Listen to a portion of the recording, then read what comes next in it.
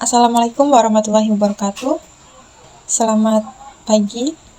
Perkenalkan, saya Kondila Tias dengan NIM H1011231005, Program Studi Matematika Universitas Tanjung Pura, Pontianak.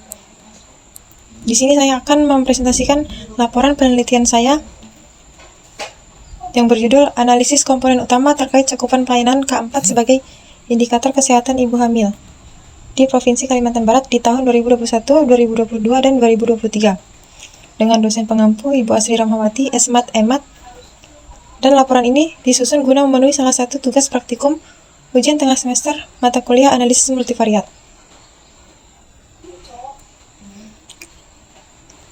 Kesehatan ibu hamil merupakan salah satu indikator penting dalam menilai kualitas pelayanan kesehatan di suatu daerah. Salah satu tolak ukur yang sering digunakan adalah cakupan pelayanan K4, yaitu jumlah ibu hamil yang mendapatkan pelayanan antenatal minimal 4 kali selama kehamilannya. Pelayanan ini penting untuk mendeteksi secara dini berbagai risiko kehamilan yang bisa mempengaruhi kesehatan ibu maupun bayi.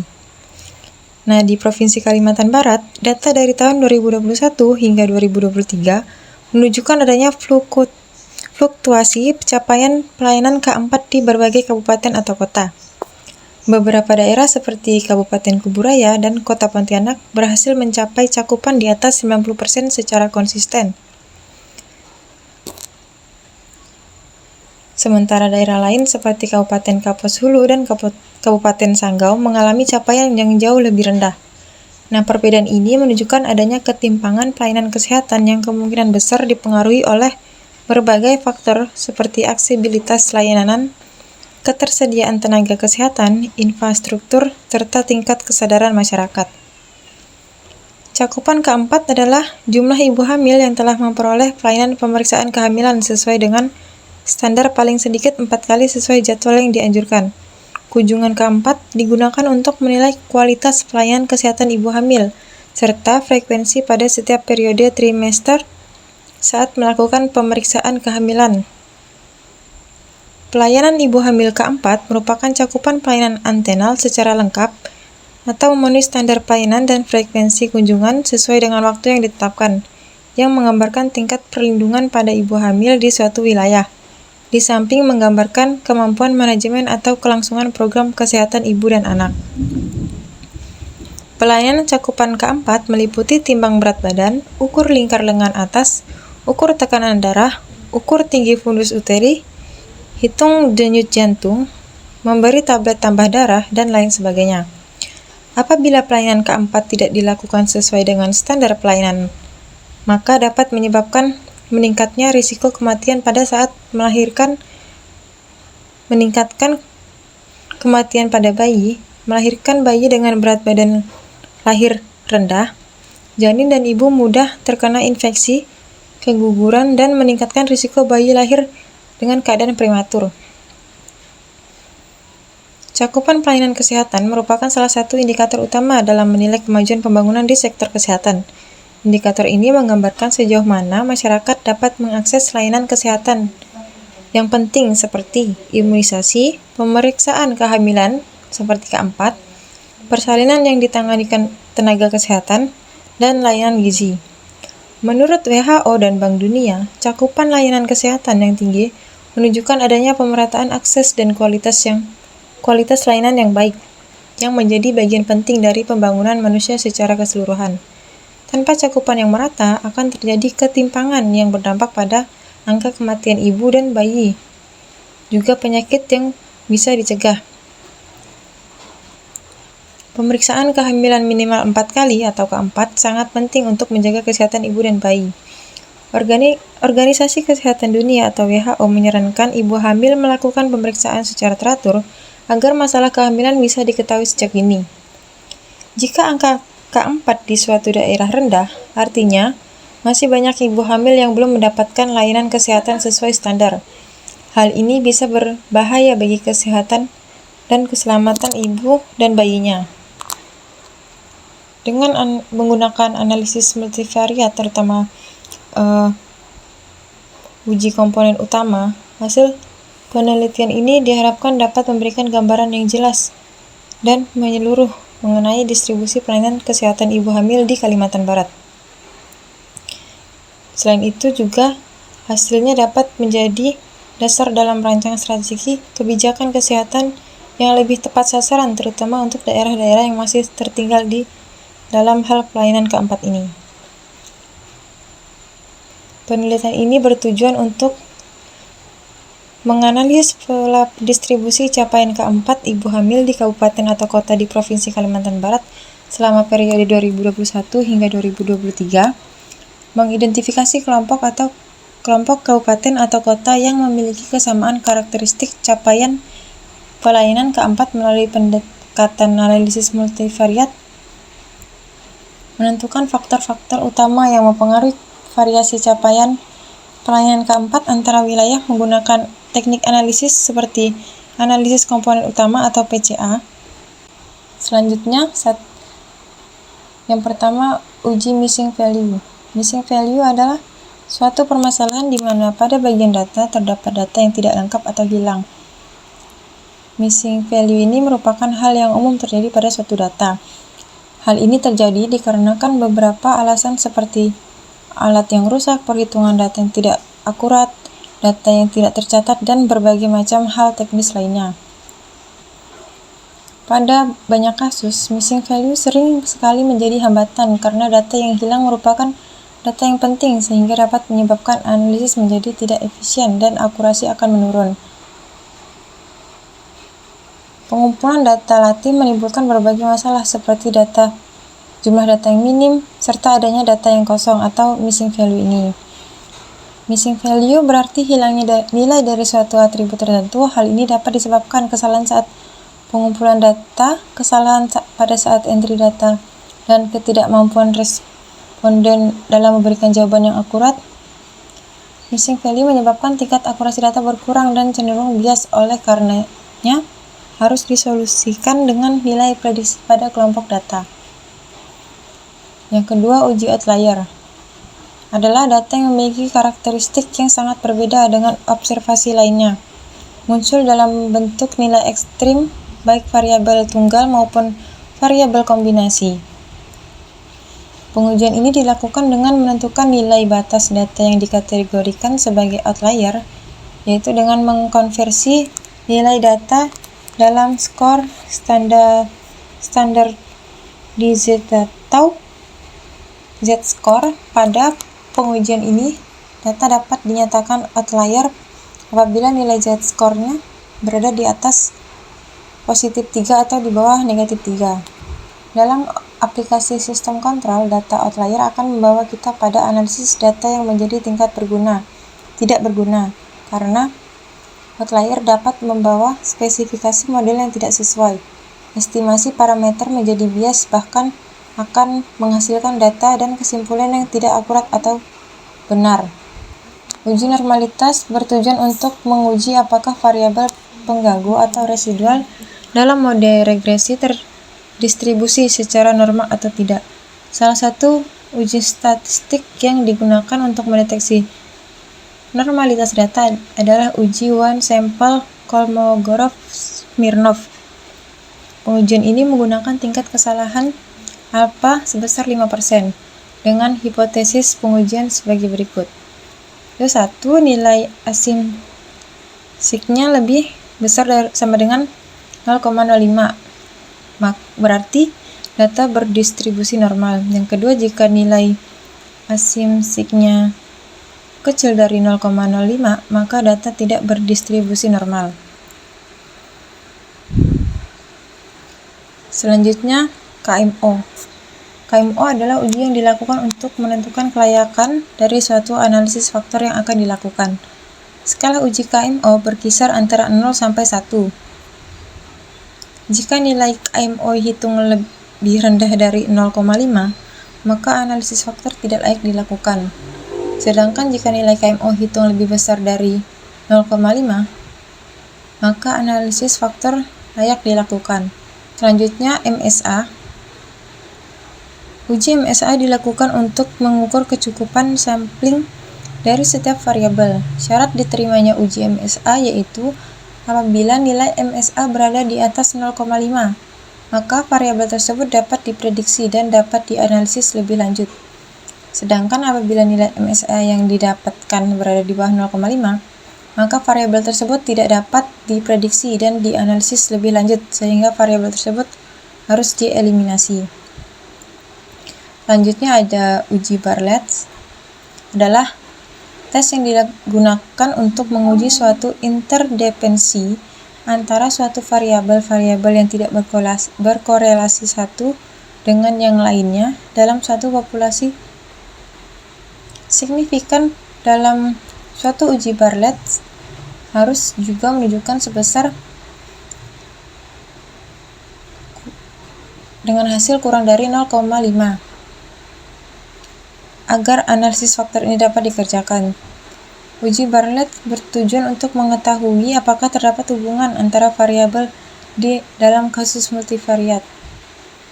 Jika variabel X1, X2 sampai dengan XP independen atau bersifat saling bebas, maka matriks korelasi antara variabel yang sama dengan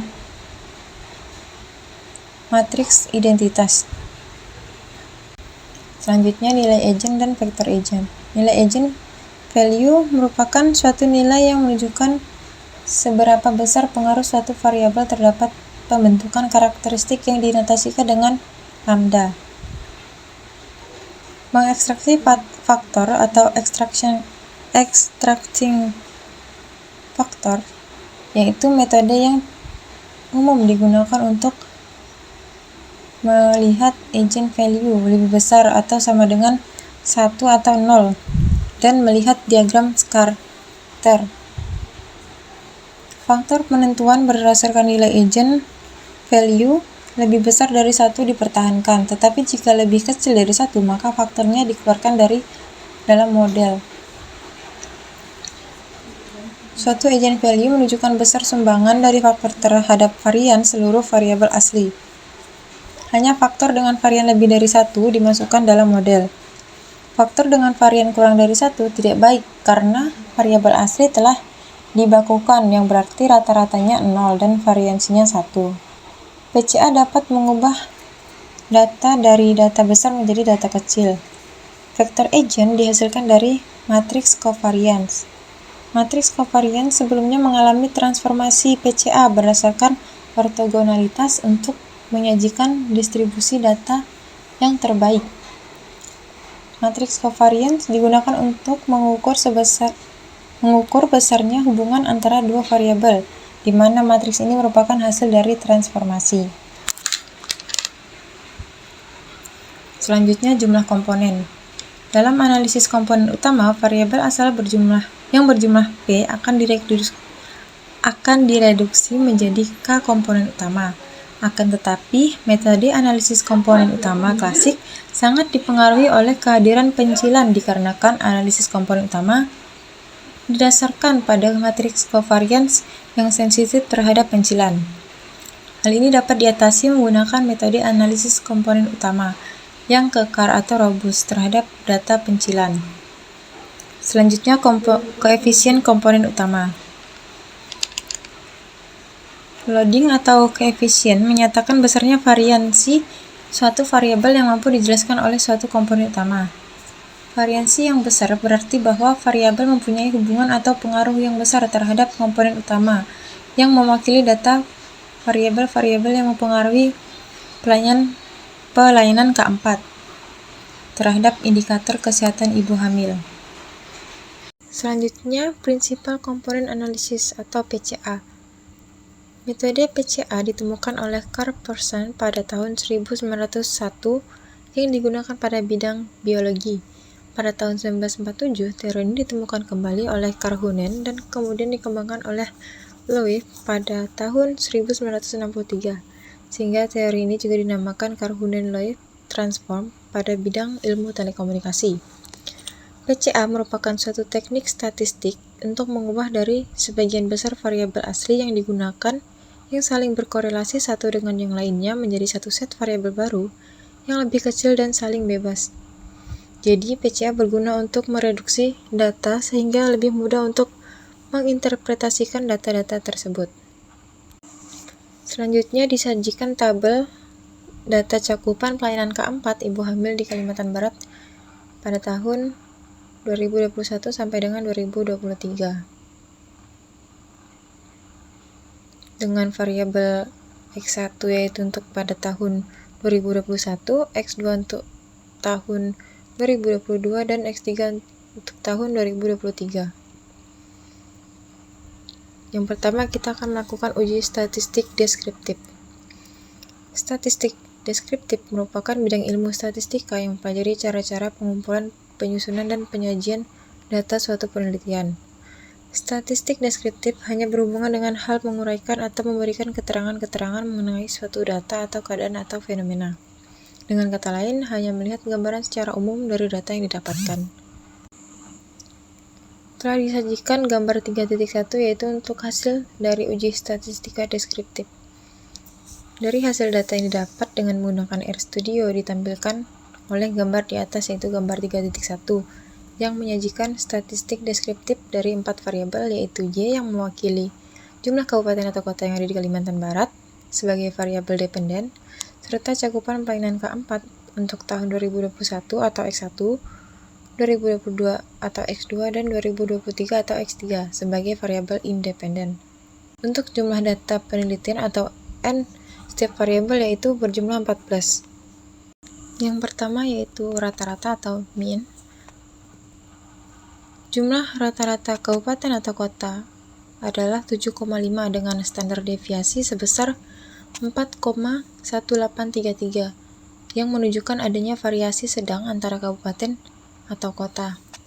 Untuk variabel cakupan pelayanan keempat, rata-rata tertinggi terjadi pada tahun 2021 yaitu sebesar 8465,786 dan pada tahun 2023 sebesar 8157,714 dan terendah terjadi pada tahun 2022 yaitu sebesar 8304,71.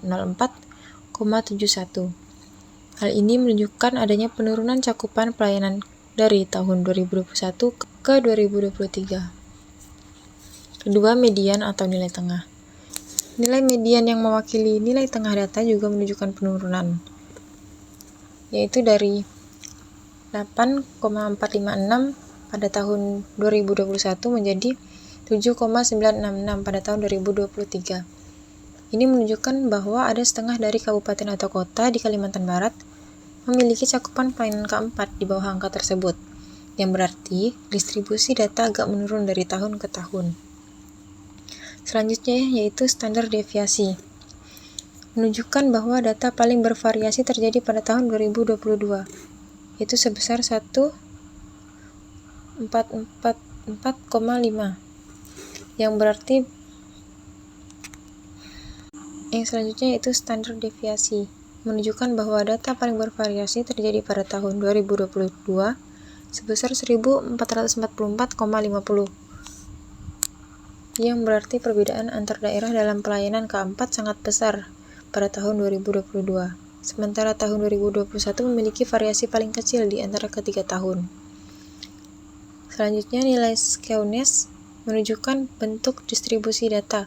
Pada tahun 2021 dan 2023, nilai skewness mendekati 0, itu minus 0,05, yang berarti distribusi data hampir simetris. Tetapi pada tahun 2022, nilai skewness sebesar positif 0,38 menunjukkan distribusi agak melenceng ke kiri atau ke arah positif, yang mengindikasikan adanya beberapa kabupaten atau kota dengan cakupan yang sangat tinggi. Selanjutnya, kurtosis. Hasil kurtosis dari semua variabel bernilai negatif menunjukkan bahwa distribusi data bersifat platykurtik, yang artinya sebaran data lebih datar daripada distribusi normal dan memiliki lebih sedikit nilai ekstrim atau outlier. Yang kedua ada uji missing value. Dengan hasil yang ditampilkan oleh gambar 3.2.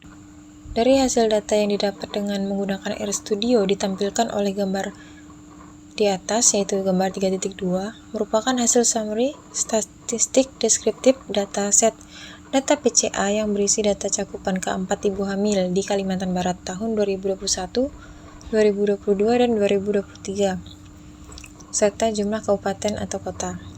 Berdasarkan hasil ringkasan statistik dari dataset data PCA variabel YIM yang merepresentasikan jumlah kabupaten atau kota di Kalimantan Barat memiliki nilai minimum 1 dan maksimum 14 dengan rata-rata sebesar 7,5 dan juga median sebesar 7,5, menunjukkan distribusi tersebut simetris. Nilai kuartil pertama yaitu sebesar 4,25 dan kuartil ketiga sebesar 10,75 yang menunjukkan sumberan data yang cukup lebar.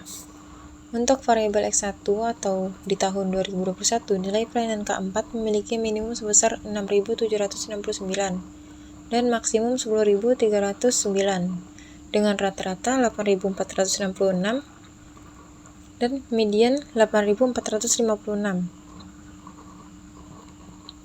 Nilai Q1 dan Q3 masing-masing sebesar 8.042 dan 8.988. Hal ini menunjukkan bahwa mayoritas kabupaten atau kota memiliki cakupan pelayanan K4 antara 8.042 hingga 8.988 pada tahun tersebut. Pada tahun 2022 atau X2, nilai minimum pelayanan K4 adalah 5.909 dan maksimum 11.132. Nilai rata-rata menurun menjadi 8.305 dan median sebesar 8.034 yang berarti lebih dari separuh wilayah memiliki cakupan K4 di bawah rata-rata. Sebaran nilai Q1 sampai dengan Q3 yaitu 7.371 hingga 9.006 menunjukkan peningkatan variabilitas dibanding tahun sebelumnya. Sementara itu, di tahun 2023 atau X3, cakupan K4 berada antara 6.093 hingga 9.816 dengan rata-rata 8.158 dan median 7.966. Sebaran antar kuartil dari 7.601 hingga 9.116 menunjukkan pola yang mirip dengan tahun 2022. Meskipun secara umum, nilai rata-rata sedikit lebih tinggi dari median, yang mengindikasikan bahwa nilai skewnya sedikit ke arah kanan.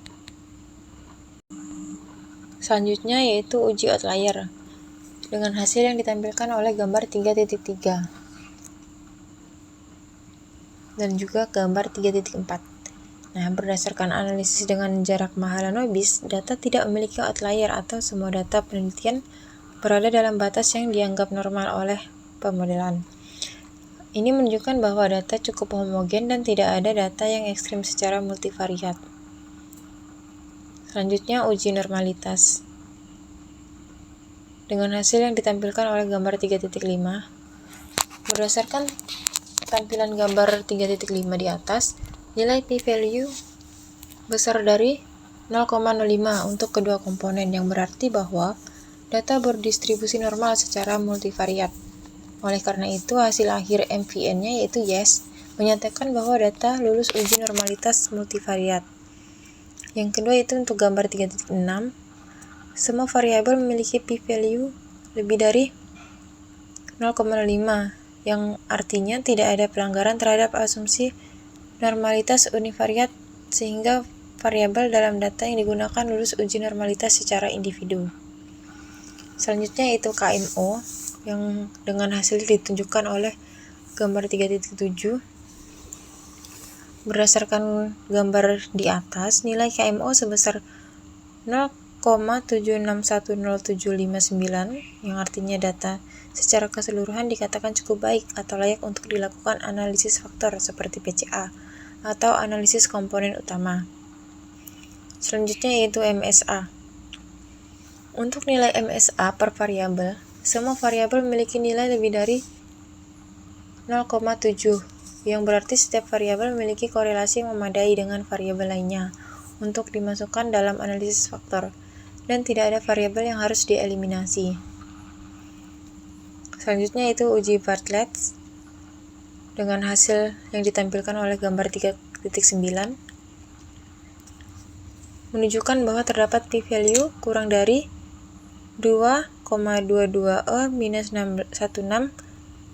yang artinya sangat kecil dan mendekati 0. Karena p-value-nya kurang dari 0,05, maka H0 ditolak, yang artinya ada korelasi yang signifikan secara statistik antar variabel, dan data layak untuk dilakukan analisis PCA karena variabel-variabel dalam dataset saling berkorelasi.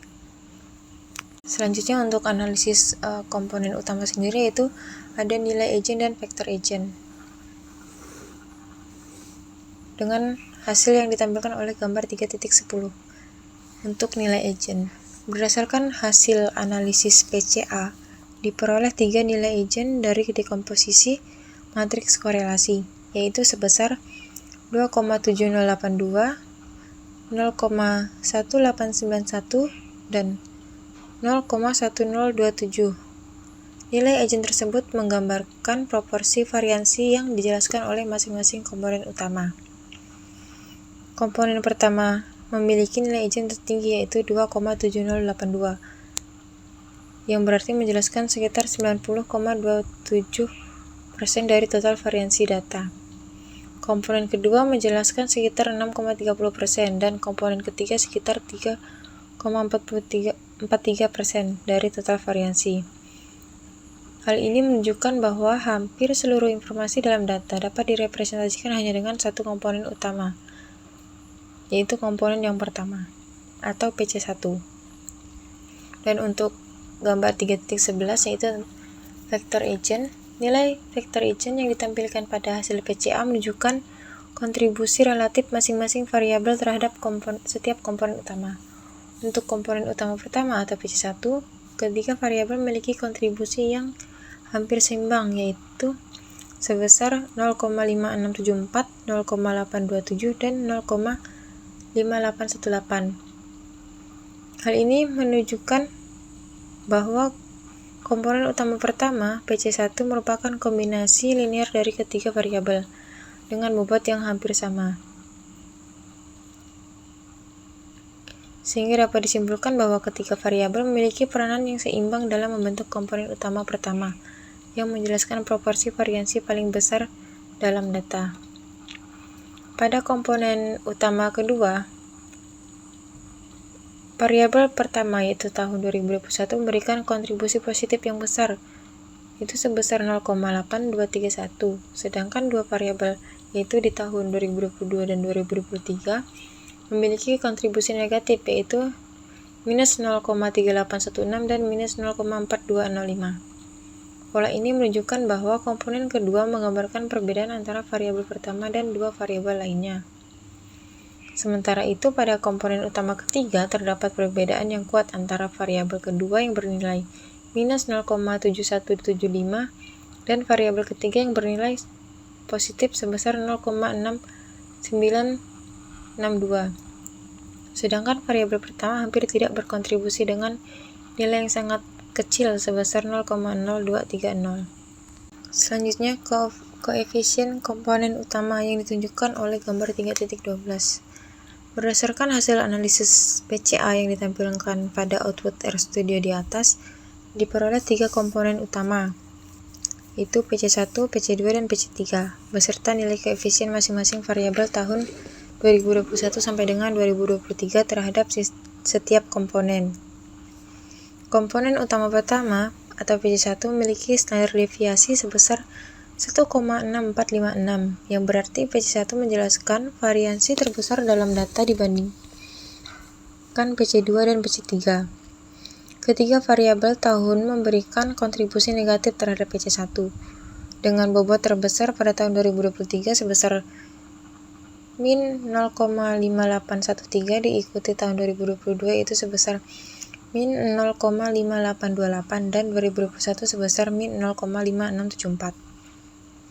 Hal ini mengindikasikan bahwa ketiga tahun memiliki kecenderungan arah kontribusi yang sama terhadap komponen ini.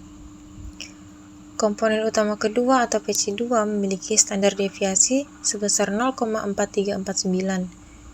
Tahun 2021 memiliki kontribusi paling besar dan positif terhadap PC2, yaitu 0,8231.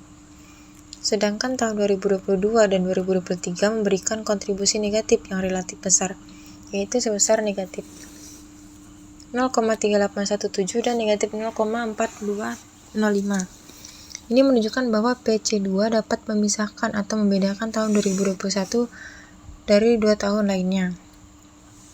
PC3 memiliki standar deviasi yang paling kecil yaitu 0,3204 dan oleh karena itu menjelaskan variasi data yang paling sedikit.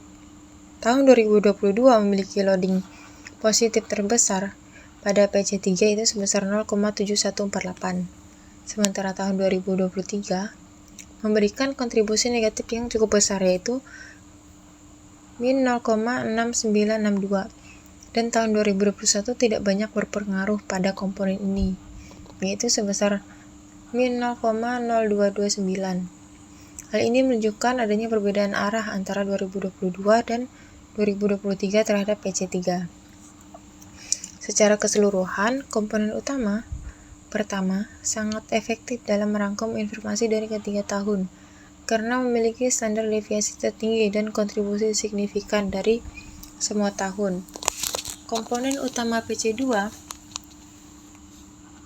menunjukkan perbedaan dominan pada tahun 2021, sementara komponen ketiga atau PC3 menonjolkan perbedaan antara tahun 2022 dan 2023. Selanjutnya, jumlah komponen utama yang ditampilkan pada gambar 3.13. Komponen utama 1 atau PC1 memiliki standar deviasi tertinggi sebesar 1,6457, yang artinya menyimpan informasi yang paling besar. Total variansi dalam data sebesar 90,27%. Komponen utama 2 atau PC2 memiliki standar deviasi tertinggi sebesar 3,49%, variansi sebesar 6,30%, sehingga total PC1 dijumlahkan dengan PC2 menjadi 96,58%. Komponen utama 3 atau PC3 memiliki standar deviasi tertinggi sebesar 32,05% dan menghasilkan variansi sebesar 3,42%. Selanjutnya yaitu script plot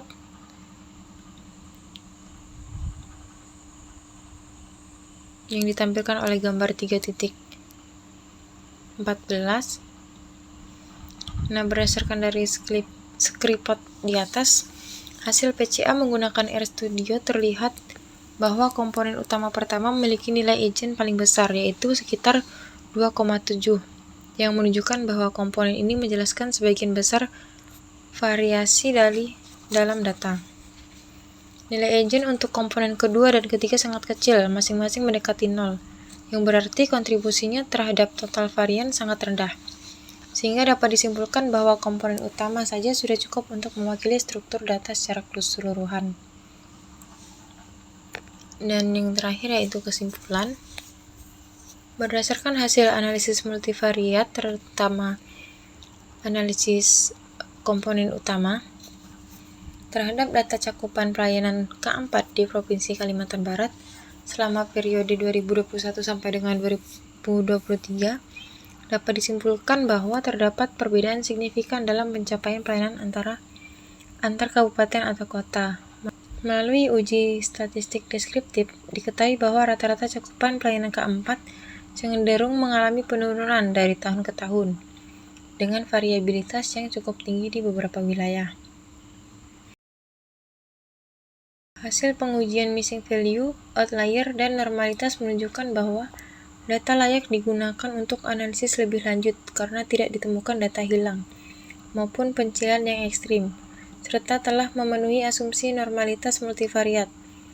Uji KMO dan MSA juga memperkuat kelayakan data untuk dianalisis menggunakan teknik PCA, yang kemudian menunjukkan bahwa PC1 sudah mampu menjelaskan lebih dari 90% variansi dalam data. Analisis PCA mengungkap bahwa ketiga variabel tahunan, yaitu 2021 sampai dengan 2023, memiliki kontribusi yang seimbang terhadap komponen utama pertama, yang menunjukkan bahwa tren cakupan pelayanan dari ketiga tahun tersebut sangat berkorelasi dan dapat diringkas secara efektif dalam satu dimensi utama. Komponen kedua dan ketiga hanya menyumbang variasi kecil sehingga dapat diabaikan dalam interpretasi utama. Dengan demikian, PCA terbukti menjadi metode yang paling efektif dan mereduksi dimensi data serta memetakan karakteristik wilayah berdasarkan capaian layanan keempat.